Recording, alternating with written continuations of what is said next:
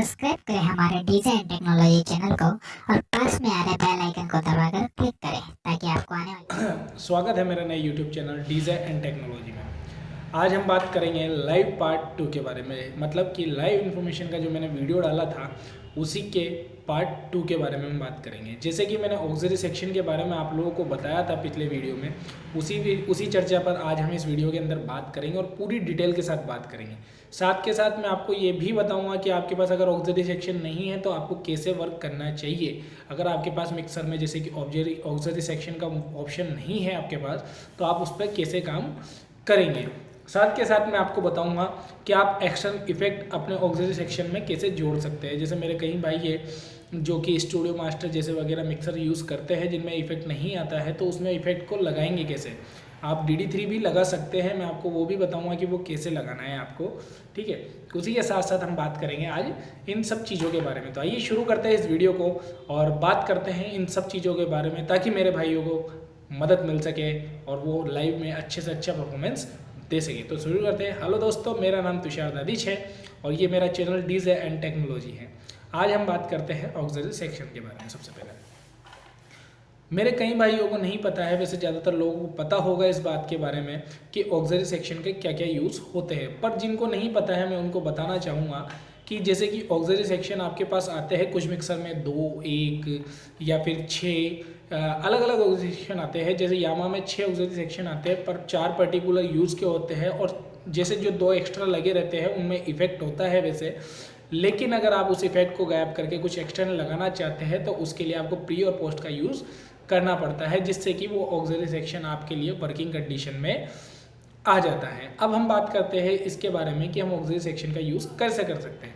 तो हम जानते हैं, देखिए आप एक चीज़ समझिए, मैं आपको एक सीधी गणित समझाता हूँ। जैसे कि मैं एक ढोलक वाला हूँ, मुझे आवाज़ पड़ रही है कम, मुझे एक सेल्फ मॉनिटर आपने दिया है। जैसे सेल्फ मॉनिटर का आप मतलब समझा देता हूँ कि जैसे पर्टिकुलर एक म्यूजिशियन को एक मॉनिटर या फिर 2 मॉनिटर में मिक्सअप करके आप किसी 2 म्यूजिशियन को या 3 म्यूजिशियन को संतुष्ट करने के लिए आप जब फ्रंट में मॉनिटर डालेंगे या बैक में मॉनिटर डालेंगे, तो उसी के लिए मैं आपसे बात कर रहा हूँ कि आप जैसे कि आप मान लीजिए एक प्रकार से कि मैं एक म्यूजिशियन हूँ और म्यूजिशियन को मुझे कुछ सुनाई नहीं दे रहा है। हम जानते हैं कि ढोलक वाले पेड वाले हमें काफ़ी परेशान करते हैं, तो उसी के लिए ऑक्सिलरी सेक्शन का उपयोग किया जाता है। वो करने का मतलब ये से होता है जैसे कि आपने कोई मॉनिटर डाला, पर्टिकुलर एक मॉनिटर है, जैसे कि एक स्पीकर है 15 इंच का जो आपने डाल रखा है ढोलक वाले के आगे या पेड वाले के आगे, जिसके भी आगे आपने डाल रखा हुआ है। तो आपने जब उसकी मशीन से आउटपुट उठाई तो वो आउटपुट उठा के आप डायरेक्ट ऑक्सिलरी सेक्शन में डालेंगे। उससे होगा ये कि उसका जो मेन मास्टर होगा वो ऑक्स बन जाएगा। ऑक्स का बनने का मतलब ये होता है जैसे कि आपसे किसी ने ये बात कही कि यार मुझे मेरी आवाज़ नहीं आ रही है और आप ये चाहते हैं कि उस चीज़ से आपके बाहर के आउटपुट पर भी कोई फ़र्क न पड़े, साथ के साथ ही आपके और म्यूजिशियन है वो भी आपको परेशान न करे, तो ये कंडीशन आपको वहाँ पर काम आएगी कि आप मॉनिटर को आप सिर्फ उसी के मॉनिटर को उठाएं।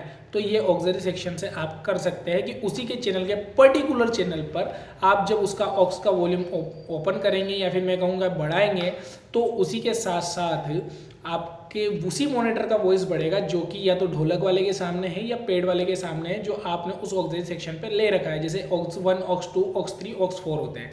ठीक है, हम 4 ऑक्स के बारे में बात करेंगे। 5 और 6 ऑक्स प्री और पोस्ट के बाद ही हमारे पास वर्किंग कंडीशन में आता है, वरना नहीं आता है यामा जैसी कंपनी के अंदर।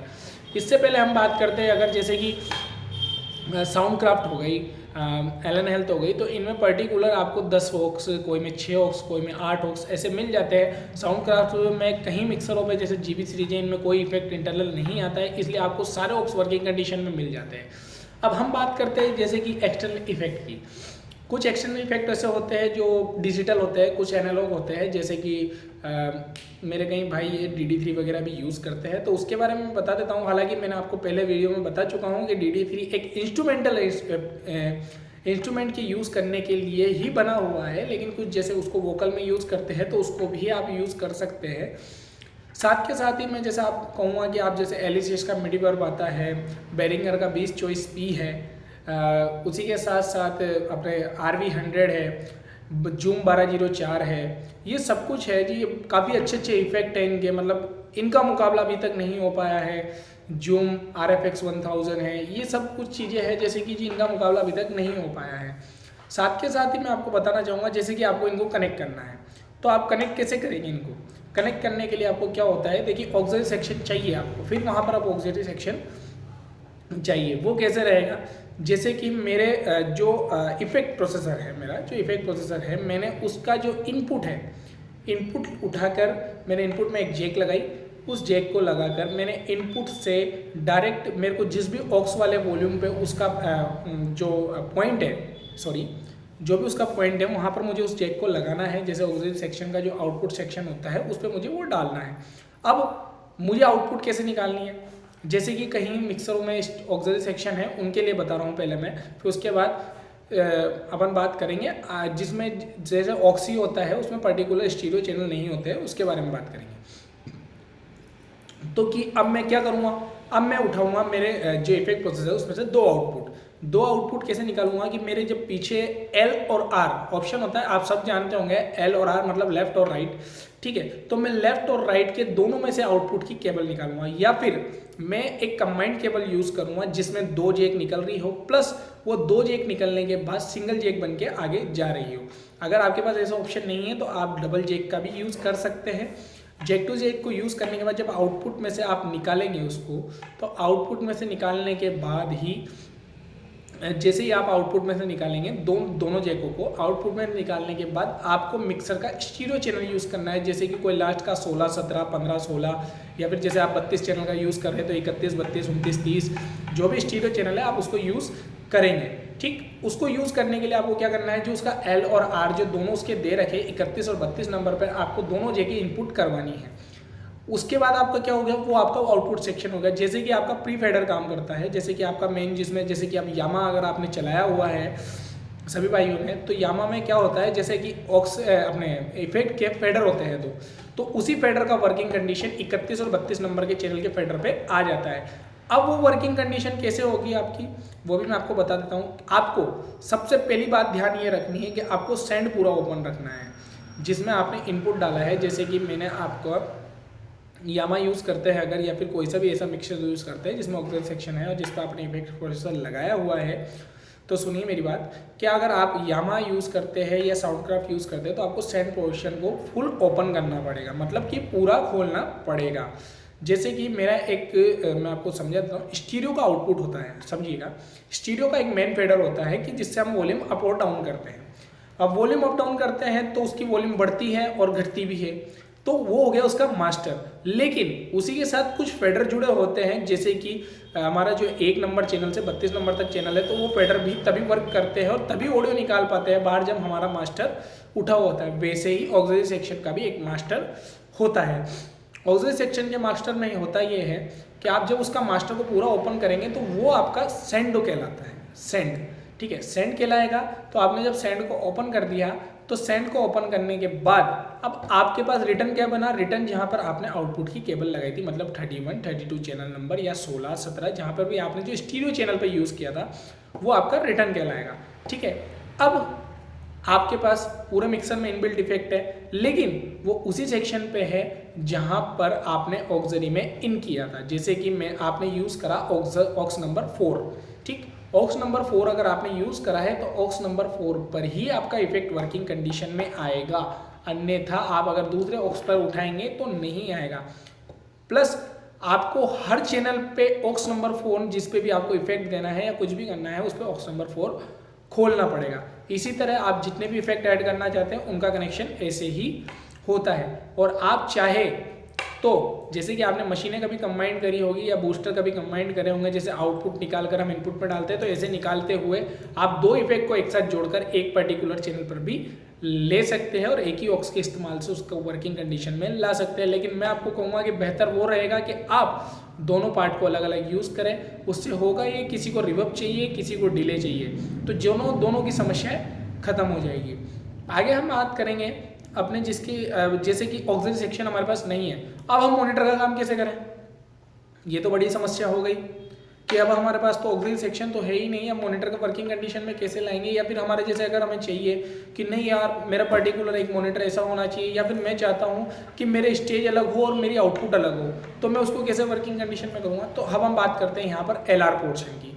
लेफ्ट और राइट ये सभी के पास होता है, सभी मिक्सरों में होता है, चाहे वो लोकल हो, स्टूडियो मास्टर हो, आहूजा हो, साउंड क्राफ्ट हो, यामा हो। खैर यामा साउंड क्राफ्ट की बात करते हैं तो इनमें ऑक्सिलरी सेक्शन मिल जाता है, लेकिन जैसे कहीं नहीं मिल भी पाता है या फिर कम पड़ जाते हैं तो हम उनकी बात करते हैं। यहाँ पर बात ये होती है, देखिए आपके पास L और R सेक्शन है, ठीक है। अब आपके पास एक पेन का ऑप्शन होता है मिक्सर के अंदर, हर सभी मिक्सरों के अंदर पेन का ऑप्शन होता है। पेन, बैलेंस जैसे भी ऑप्शन होता है, कोई के में पेन लिखा रहता है, कोई में बैलेंस लिखा रहता है। तो बैलेंस ऑप्शन का आप यूज करके उसको भी एक पर्टिकुलर आप बिल्कुल ऐसा बना सकते हैं जैसा आपके हाथ में हो आपकी आउटपुट। तो मैं बताता हूँ आपको कैसे। आपने दोनों तरफ से मशीनें लगाई, ठीक, एक आपका लेफ्ट पोर्शन हो गया, एक आपका राइट पोर्शन हो गया, ठीक। अब आपने जब आउटपुट निकाली तो आपकी एक आउटपुट जो स्टेज की यूनिट की थी वो लेफ्ट में डालिए, और एक आउटपुट जो आपकी बार की वो राइट में डालिए। वो आप आपके हिसाब से डाल सकते हैं, मैं आपको सिर्फ बता रहा हूँ कि आप लेफ्ट और राइट में कहीं पे भी डाल सकते हैं। लेकिन पर्टिकुलर जैसे कि जो स्टेज के सारे स्पीकर्स है, आपकी जितने भी कुछ भी है स्टेज का, वो आप लेफ्ट में रखिए। साथ के साथ ही अब आपको जैसे कि मैं कहूँ कि आप जो बाहर का आउटपुट है, सॉरी, जो आपको बाहर का आउटपुट है उसको राइट में रखिए। ये मेरी थ्योरी है, अब इसमें कोई ध्यान नहीं है। मैं आपको राइट को भी आप लेफ्ट में भी डाल सकते हैं, लेफ्ट को आप राइट में भी डाल सकते हैं। तो ये बात है। अब हम बात करते हैं कि अब हम इसको यूज़ कैसे करेंगे। यूज़ का मतलब ऐसे होता है जैसे कि आपने स्टेज पे मॉनिटरिंग करी, ठीक। अब आपको चाहिए कि बाहर यार ये आवाज़ मेरे को ज़्यादा नहीं देनी है, तो आपका जो बैलेंस का नॉब है, ठीक, अब आपका बैलेंस का जो नॉब है आप उसको अंदर की तरफ ओपन कर दीजिए, बाहर उसका वॉइस डाउन हो जाएगा। डाउन होने का मतलब ये है कि बंद नहीं होएगा, एक मध्यम आवाज़ बाहर जाएगी जिससे आपके स्पीकर में फटना बंद हो जाएगा। अगर आप इसमें EQ यूज़ नहीं कर रहे थे, अगर आप इसमें EQ यूज़ कर रहे हैं तो आपको ये सब करने की आवश्यकता नहीं पड़ेगी। लेकिन अगर आप इसमें EQ यूज़ नहीं कर रहे हैं तो आप क्या करेंगे, बैलेंस नॉब को आप राइट में घुमाइए या लेफ्ट में घुमाइए। जैसे अगर आप राइट में घुमाएंगे तो आपका जो जिसकी वॉइस आपको कम करनी थी वो राइट में बढ़ जाएगी और लेफ्ट में कम हो जाएगी, ठीक। लेकिन अगर लेफ्ट में घुमाएंगे तो राइट में कम हो जाएगी और लेफ्ट में बढ़ जाएगी। इससे फ़ायदा क्या होगा मैं आपको बता देता हूँ। जैसे कि आपको ऐसा लगता है कभी कभी कि यार बाहर ढोलक का बेस ज़्यादा जा रहा है या फिर पेड़ की आवाज़ कुछ ज़्यादा ही जा रही है, तो नोबों को आप लेफ्ट साइड राउंड कर दीजिए, वो सारी वॉइस कन्वर्ट होकर अंदर आ जाएगी। अंदर आने के बाद बाहर सिर्फ उतनी ही आवाज़ रहेगी जितनी आपको चाहिए। उस नॉब को आप अगर लेफ्ट में घुमाएंगे तो आपकी स्टेज में कोई फर्क नहीं पड़ेगा, और साथ के साथ ही आपको एक मीठापन बाहर सुनाई देने लगेगा। जिससे होगा ये कि आपके स्टेज का कोई वॉल्यूम नहीं बढ़ रहा है, उससे ना आपके बाहर का कोई वॉल्यूम बढ़ रहा है, बल्कि जैसे कि आपको कोई पर्टिकुलर सेक्शन पे काटना है तो वो भी आप ये कर सकते हैं। तो इसी के साथ साथ इस वीडियो को मैं यहीं ख़त्म करता हूँ, क्योंकि ये काफ़ी लंबा वीडियो हो गया है वैसे। और साथ के साथ पर्टिकुलर एक मैं हेडफोन का वीडियो लेके आऊँगा, और वो कोडलेस वाला वीडियो रेडी है। मैंने उसको काफ़ी बार अपलोड करने की कोशिश की है, पर थोड़ी सी प्रॉब्लम आ रही है। वैसे मैं उसको आज रात तक या फिर कल सुबह तक अपलोड कर दूंगा, वो भी आपके लिए रेडी है बिल्कुल। और साथ के साथ ही दोस्तों, हैप्पी होली, आपको सभी को होली की बधाई हो, आपकी फैमिली को होली की शुभकामनाएं मेरी तरफ से। आप सदा यूँ ही मुस्कुराते रहे, खुश रहे, यही मैं चाहता हूँ, और मैं आपके साथ बना रहूँगा। और आप लोगों का जैसा मुझे प्यार मिल रहा है अब, तो मुझे उससे हिम्मत मिली है। थैंक यू दोस्तों, बहुत बहुत शुक्रिया। और मैं आपके लिए कंटेंट बिल्कुल नए से नए लाता रहूँगा। मुझे बताइए आपको किस चीज़ के बारे में जाननी है, लाइव के बारे में आपको इन्फॉर्मेशन चाहिए, मैं आपको सारी इन्फॉर्मेशन दूंगा, कोई इशू नहीं है। मेरा नंबर है 9784447778। आप चाहे तो मुझे इस पर व्हाट्सअप कर सकते हैं, पर प्लीज़ कॉल बिल्कुल एक माइनर कंडीशन में कीजिए जब आप बहुत समस्या में हैं। वैसे मैं आपका जवाब देना व्हाट्सअप पे मैं आपको बिल्कुल क्लियर कर दूंगा कि मेरा व्हाट्सअप नंबर यही है, आप निश्चिंत रहिए। मेरा व्हाट्सअप नंबर भी यही है, मैं अभी डिस्प्ले कर दूंगा या नीचे डिस्प्ले पे आ रहा होगा, आपको देख लीजिए अब मेरा नंबर, ठीक है। इस नंबर पर आप मेरे को व्हाट्सअप कर सकते हैं। इसके बाद अगर आपको जैसे ज़्यादा अर्जेंसी है तो आप मेरे को व्हाट्सअप पे मैसेज छोड़िए, अगर मैं फ्री होऊंगा तो मैं आपको कॉल बैक जरूर करूँगा। और मैं बहुत जल्दी Q&A लाने वाला हूँ। फर्स्ट मेरा Q&A होगा, वो बस मेरा दोस्तों आपके प्यार के बाद ही होगा। बिल्कुल जिस दिन मेरा मोनेटाइजेशन ऑन होगा मैं उस दिन मेरा Q&A ला दूँगा, ठीक है दोस्तों।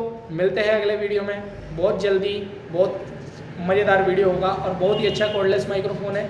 हाँ, मैंने उस वीडियो के अंदर उसकी अनबॉक्सिंग की है, मैंने आपको माइक्रोफोन दिखाया। टेस्टिंग हम अगले वीडियो में करेंगे उसकी, लेकिन जब तक आप मजा लीजिए इस लाइव पार्ट 2 का। तो मिलते हैं दोस्तों इसी के साथ। बाय बाय, शब्बा खैर दोस्तों, मुलाकात होती रहेगी, चलती रहेगी। Please like, share and subscribe my channel.